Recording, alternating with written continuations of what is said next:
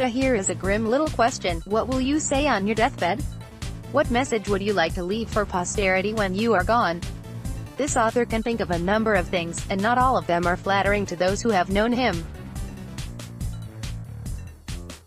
Yet, in the 17th century, we have a poem from a devout Anglican who tried to compose his words ahead of his death.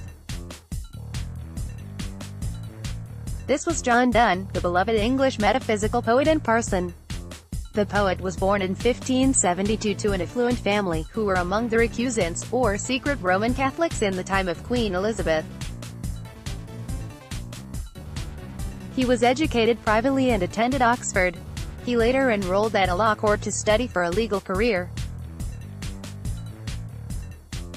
The promising young man's career looked good when later he was employed by Lord Thomas Egerton, the keeper of the royal seal and a high-ranking member of the government.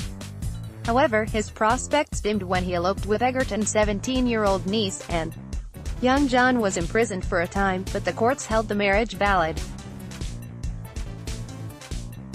Donne was set free, and unemployed.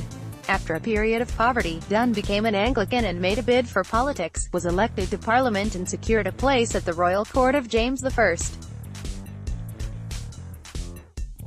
King James liked Donne, but suggested that the young politician go into the ministry. Suggestion from the king was a nice way of saying Donne was finished in politics, and he had better study theology. After ordination, Donne was made Dean of St. Paul's Cathedral, a post he held until his death in 1631 at the age of 59. Probably in the year 1623, Donne was taken with a fever which he thought would take his life, and it almost did.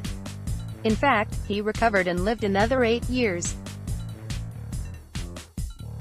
But when he thought the end was near, he penned one of his most celebrated poems, Hymn to God, in my sickness. He planned for these words to be his last.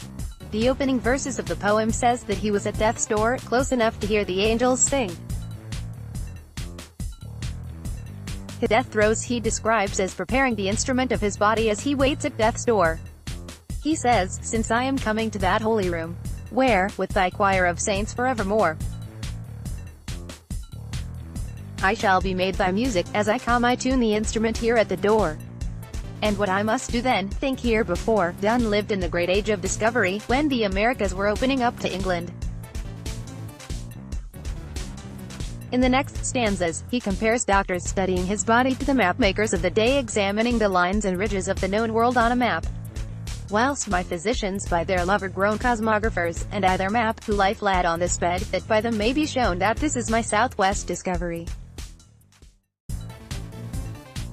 For Fred and Fabry's, by these straits to die, I joy, that in these straits I see my west. For, though their current sealed return to none, what shall my west hurt me? As west and east in all flat maps, and I am one, ere one.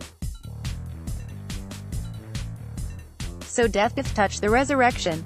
Is the Pacific Sea my home? Or are the eastern riches? Is Jerusalem, Anion, and Magellan, and Gibraltar, all straits, and none but straits, or ways to them? Whether where Japhet dwelt, or Cham, or Shem, still very much a believer in the medieval worldview, Donne believed the older Catholic tradition that the Garden of Eden and the Forbidden Tree were in the exact same place as Calvary, where Christ died. The belief suggests a beautiful image of humanity being lost and redeemed, in the exact same place. Donne reflects the Christian biblical understanding of redemption that, for since death came through a man, the resurrection of the dead comes also through a man, for as in Adam all die, so in Christ all will be made alive. I Corp 15:21-22. We think that paradise and Calvary, Christ's cross, and Adam's tree, stood in one place. Look, Lord, and find both Adams met in me, as the first Adam's sweat surrounds my face. May the last Adam's blood my soul embrace. So, in his purple wrapped, receive me, Lord. By these his thorns, give me his other crown. And as to other souls I preach it thy word. Be this my text, my sermon to mine own, therefore that he may raise, the Lord throws down. John Donne left this world March 31, 1531. Before he died he insisted on wrapping himself in his own shroud, and he appears thus wrapped on his tomb. Fortunately for him, he was ready to go. His epitaph reads, "Reader, I am to let thee know. Donne's body only lies below. For could the grave his soul comprise, earth would be richer than the skies."